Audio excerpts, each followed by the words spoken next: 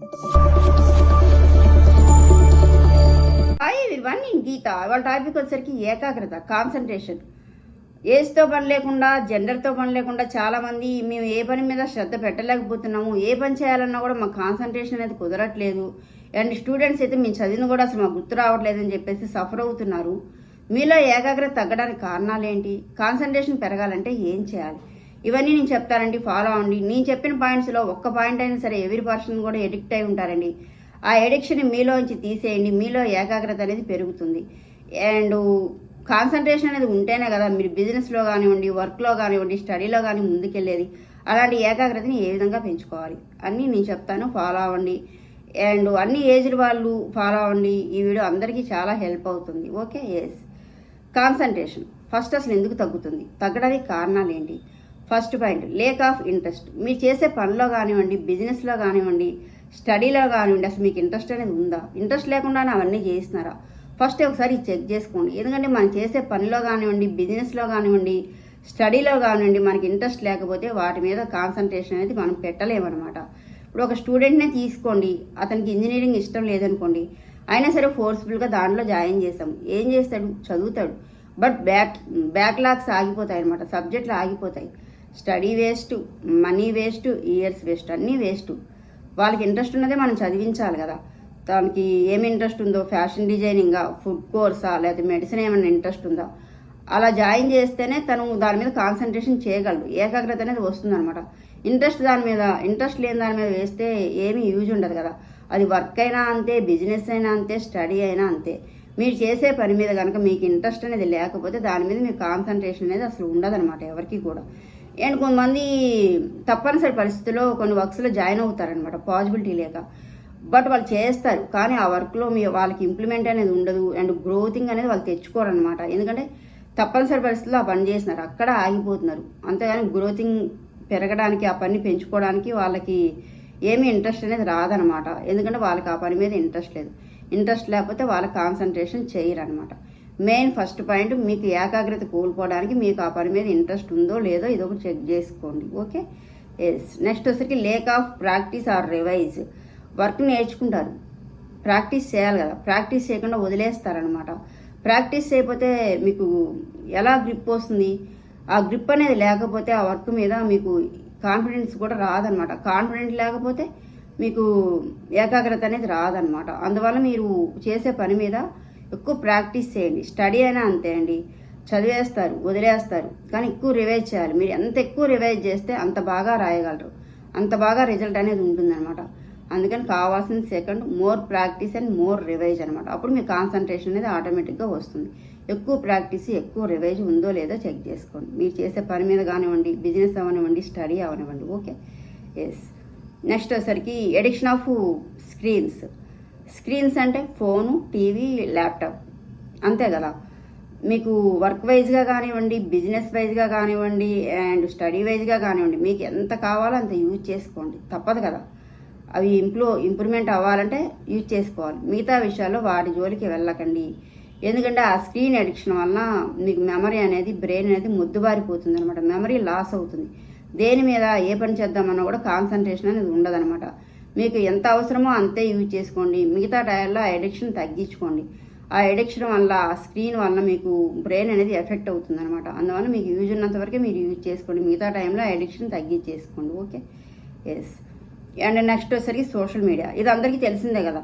Facebook, WhatsApp, Instagram 24 hours వీటిల్లోనే ఉండిపోతున్నారు అనమాట. ఎంత టైం వేస్ట్ అవుతుంది.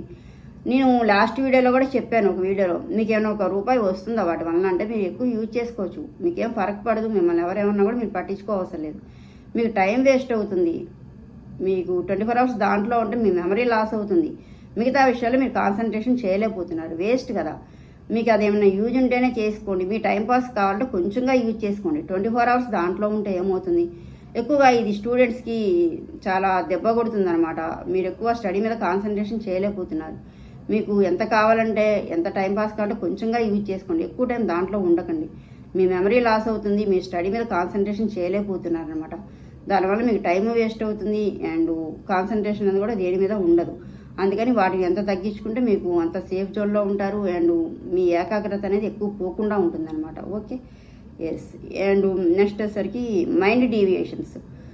మిమ్మల్ని ఎవరైనా డీవియేట్ చేస్తున్నారా అంటే మిమ్మల్ని ఎవరైనా డిస్టర్బ్ చేస్తున్నారా? ఫ్రెండ్స్ అవ్వచ్చు, కొలీగ్స్ అవ్వచ్చు, వాళ్ళ వల్ల మీరు ఏమైనా డిస్టర్బ్ అవుతున్నారా? ఫ్రెండ్స్లో కూడా గుడ్ ఫ్రెండ్స్, బ్యాడ్ ఫ్రెండ్స్ ఉంటారు. గుడ్ ఫ్రెండ్స్ అనుకోండి ఏం చేస్తారు? ఎంకరేజ్ చేస్తారు, మోటివేట్ చేస్తారు. బ్యాడ్ ఫ్రెండ్స్ ఏం చేస్తారు? డిస్కరేజ్ చేస్తారు, టైం వేస్ట్ చేస్తారు అనమాట.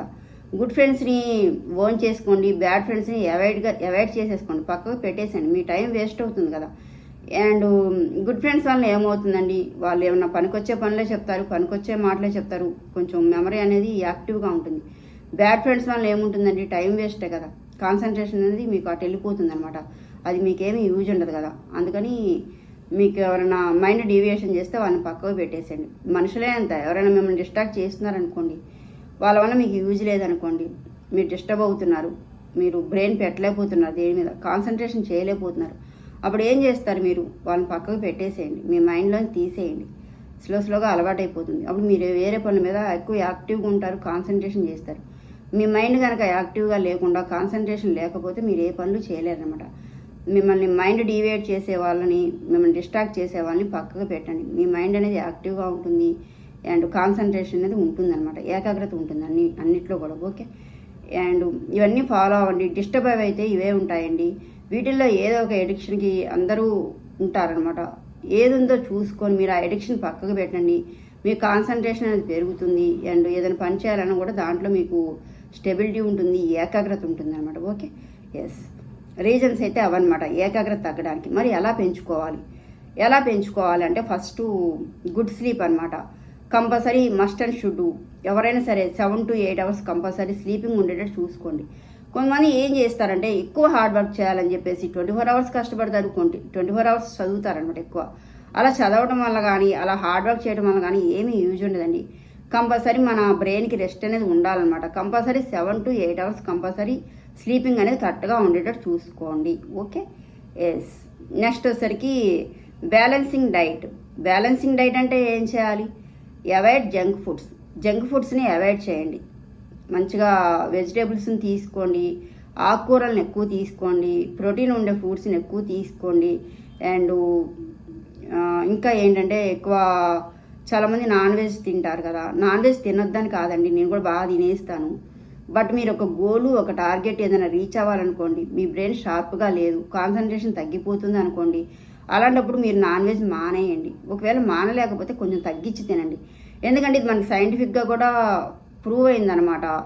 నాన్ వెజ్ తినడం వల్ల మైండ్ మొద్దుబారిపోతుందని. అందుకని మీరు నాన్ వెజ్ తగ్గించండి, కుదిరితే కనుక మానేయండి. దాని బదులు ఎక్కువగా వెజిటేబుల్స్ని, ఆకుకూరల్ని ఇలాంటివి ఎక్కువ తినండి. ఇలా తినడం వల్ల బ్రెయిన్ అనేది షార్ప్ అవుతుంది, యాక్టివ్గా ఉంటుంది అనమాట. ఓకే. ఎస్. అండ్ ఇంకోటి ఏంటంటే ఎక్కువ ఫిజికల్ యాక్టివిటీస్. ఇది నేను ఎవ్రీ వీడియోలో కూడా చెప్తానండి.